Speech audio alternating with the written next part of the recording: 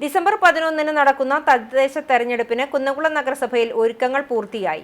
Ward വിഭജനത്തെ തുടർന്ന് 39 വാർഡുകളിലേക്കാണ് വോട്ടെടുപ്പാണ് നഗരസഭയിൽ വ്യാഴാഴ്ച നടക്കുന്നത്. വോട്ടെടുപ്പ് രാവിലെ 7 മുതൽ ആരംഭിക്കും. വൈകിട്ട് 6 വരെയാണ് പോളിംഗ്. ഹരിതചട്ടം പാലിച്ചുള്ള തെരഞ്ഞെടുപ്പിൽ 39 ബൂത്തുകളിലായി 5 വീതം ഉദ്യോഗസ്ഥർ വോട്ടെടുപ്പ് നിയന്ത്രിക്കും.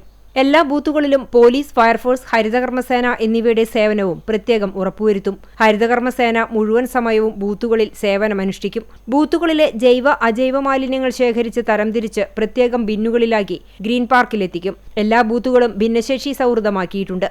എല്ലായിടത്തും വാഹന സൗകര്യങ്ങളുണ്ടാകും. കുടിവെള്ളവും ഒരുക്കിയിട്ടുണ്ട്.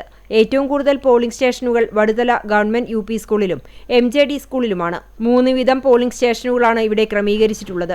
സംഘർഷ സാധ്യതയുള്ള ബൂത്തുകളില്ലെങ്കിലും എല്ലാ ബൂത്തുകളിലും പ്രത്യേകം കരുതലെടുക്കുന്നതിന് ബന്ധപ്പെട്ടവർക്ക് നിർദ്ദേശം നൽകിയിട്ടുണ്ട്.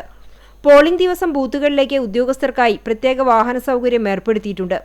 പോളിംഗ് ഉദ്യോഗസ്ഥരുടെ വാഹനങ്ങൾ പാർക്ക് ചെയ്യുന്നതിന് പുതിയ ബസ് സ്റ്റാൻഡിലും ടൗൺഹാളിലും പ്രത്യേകം സൗകര്യമൊരുക്കുമെന്ന് സെക്രട്ടറി KK മനോജ് അറിയിച്ചു. തെരഞ്ഞെടുപ്പ് നടപടിക്രമങ്ങൾ വിലയിരുത്തുന്നതിനായി കഴിഞ്ഞ ദിവസം കളക്ടർ അർജുൻ പാണ്ഡ്യൻ നഗരസഭാ ടൗൺഹാളിലെത്തി സ്ഥിതിഗതികൾ വിലയിരുത്തി മാർഗനിർദ്ദേശങ്ങൾ നൽകി.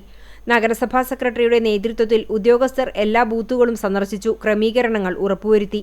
ടൗൺഹാളിൽ നഗരസഭയിലെ ഉദ്യോഗസ്ഥർക്കായി സെക്രട്ടറി AR ഒമാർ എന്നിവരുടെ നേതൃത്വത്തിൽ ചൊവ്വാഴ്ച പരിശീലന ക്ലാസും സംഘടിപ്പിച്ചു.